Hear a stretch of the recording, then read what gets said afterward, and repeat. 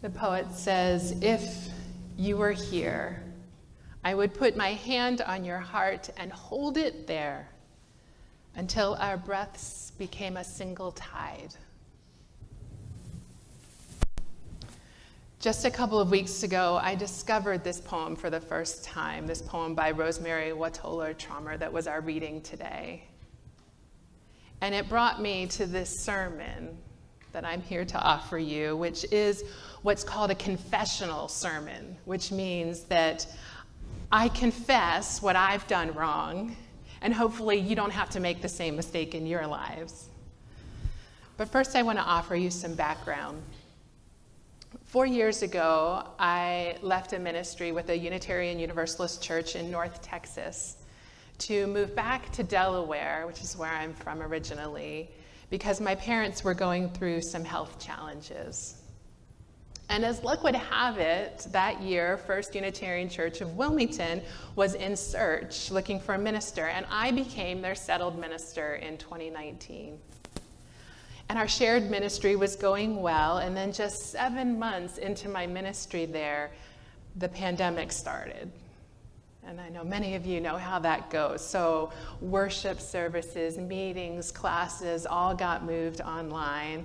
And I suddenly was starting to learn about video editing and lighting and prevention from infectious diseases.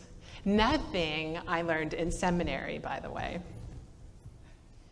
And then in September 2020, just as I was starting to find my stride for pandemic ministry, my dad had a massive stroke. It left him unable to walk or talk or even swallow.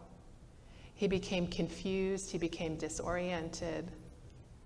He was in the hospital for about a month, and for a lot of complex reasons, my family, made the choice to bring him home from the hospital, even though his care needs were incredibly intense and very complicated. Lots of people at the time urged us not to do this, to send him to a nursing home instead. But we brought him home, and after a few months of caring for him and working at the church, I realized that I couldn't be a full-time caregiver and a full-time minister of a church. And so, feeling really strongly that he needed to be home, I resigned my position with First Unitarian Church to be my dad's full-time caregiver. And so for almost 2 years, my day-to-day revolved around his care, because even at his best, he needed help with everything. And he really became my role model for receiving care. He maintained a really great sense of humor and openness to this role reversal where his daughter was now taking care of him. And also learning to accept this very sudden dependence on other people. But I'll be honest, he also struggled a lot. He missed being able to manage the most mundane tasks of life. He missed mowing the lawn. He missed fixing leaks around the house. He missed making dinner every night. He missed paying bills. And on the worst days, he expressed a feeling of complete worthlessness. And on those days, I sometimes had a hard time knowing how to be with him. When I couldn't fix him or make it all better, my own sense of inadequacy sometimes got in the way of just being able to sit with him in his suffering. But we also had a lot of fun together.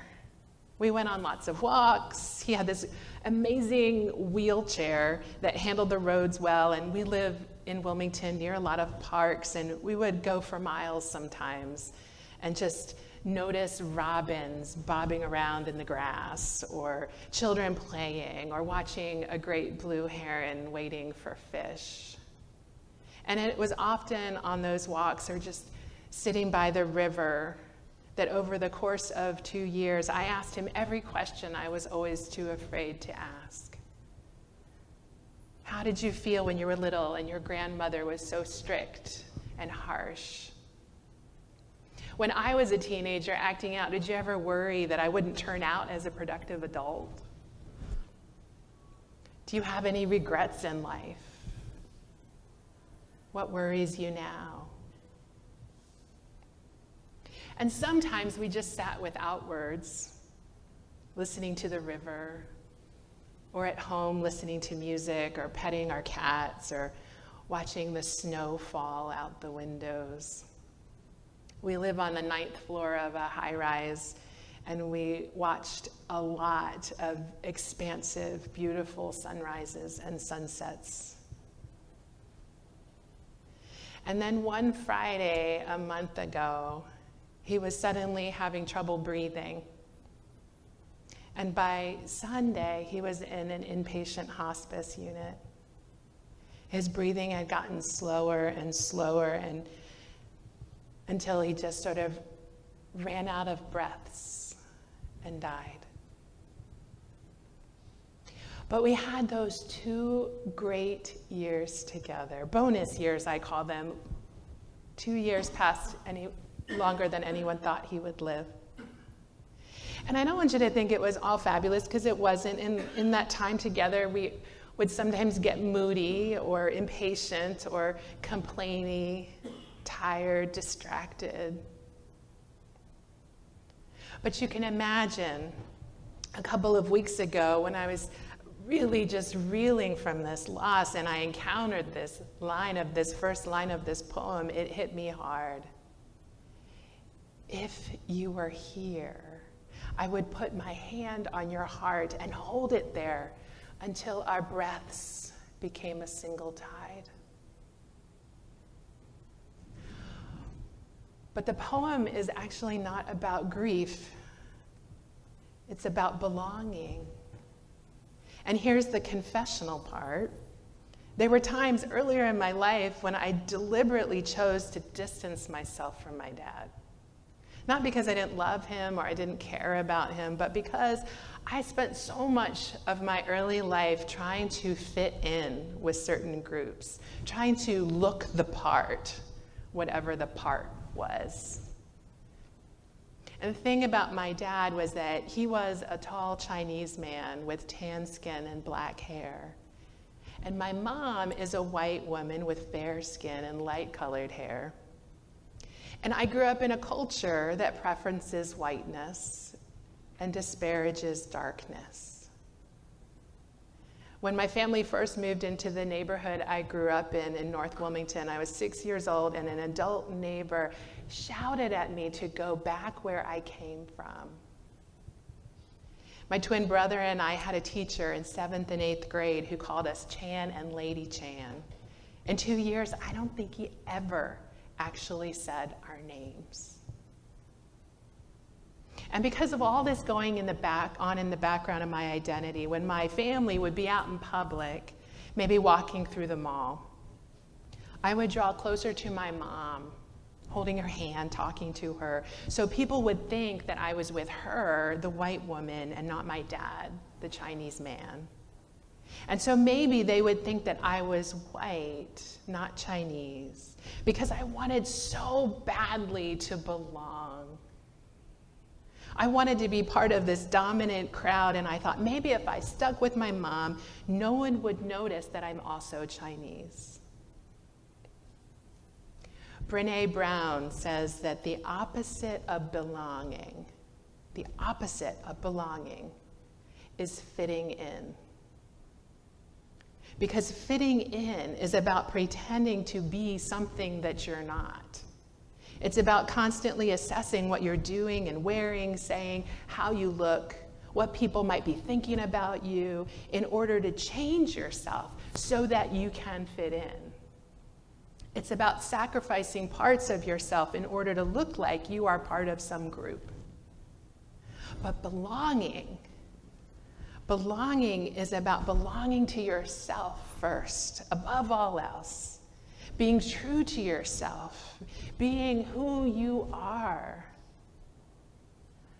Brené Brown says that true belonging is not something that you negotiate externally. It's what you carry in your heart. It's finding the sacredness in being part of something.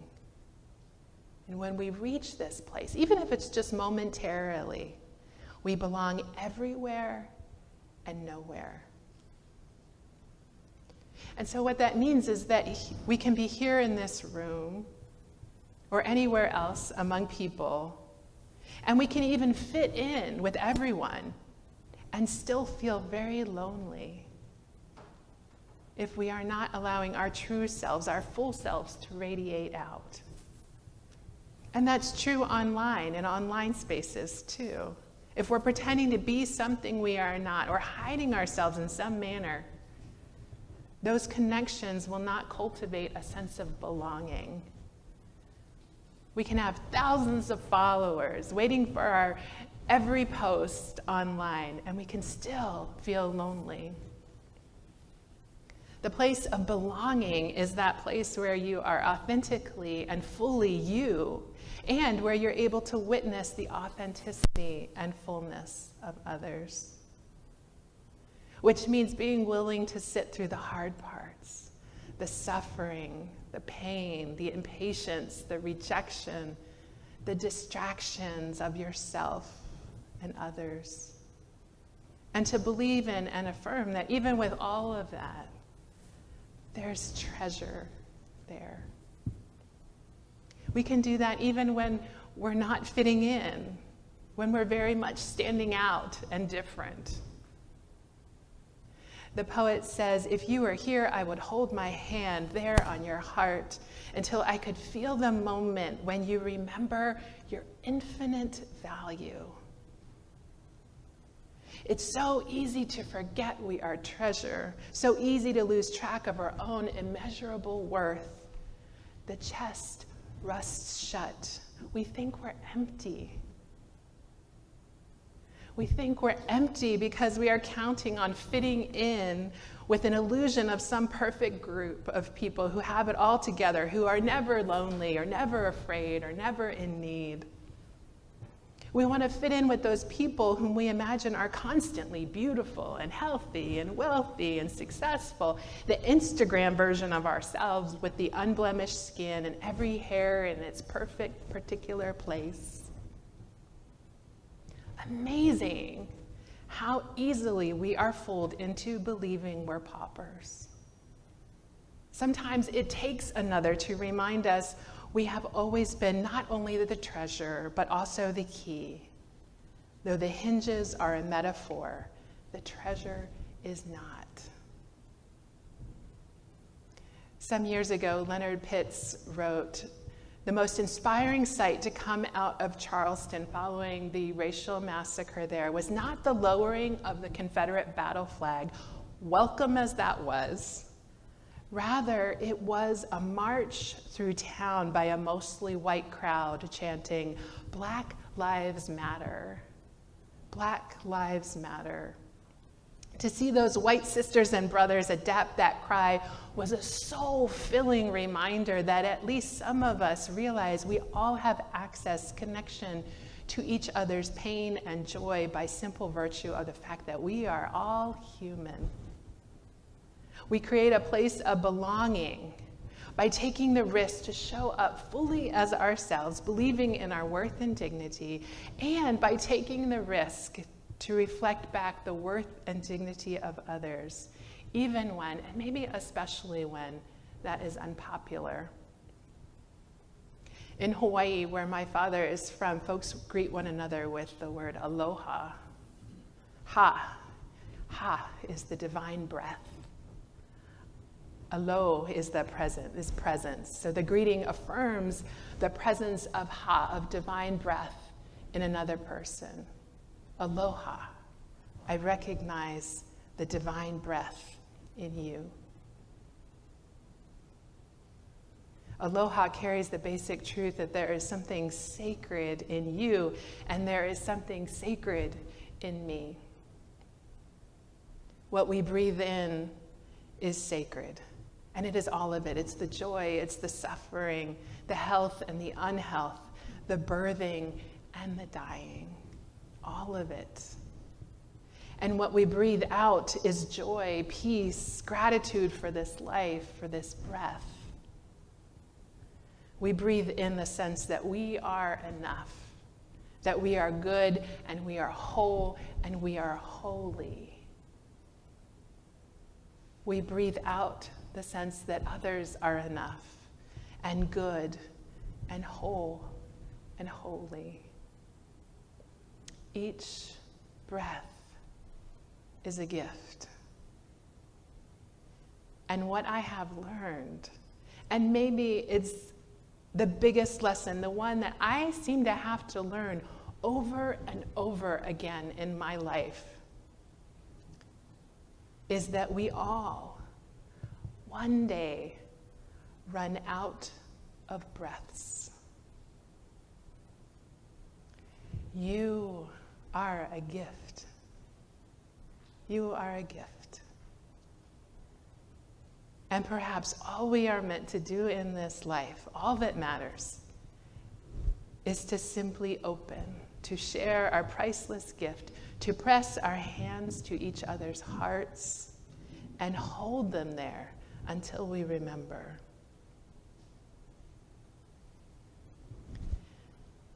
Hymn number 157 is an early American labor poem that Rachel selected very fittingly for this Labor Day weekend. And it says, "And by union, what we will can be accomplished still. Drops of water turn a mill, singly none, singly none." So no one drop of water turns a mill, but together we manage the work of humanity, both the labor of our day-to-day, but also the more pressing work of holding up and affirming what is good and holy in each one of us. And so we're going to join our voices together, singing 3 times this short hymn, number 157. Please rise in body or in spirit.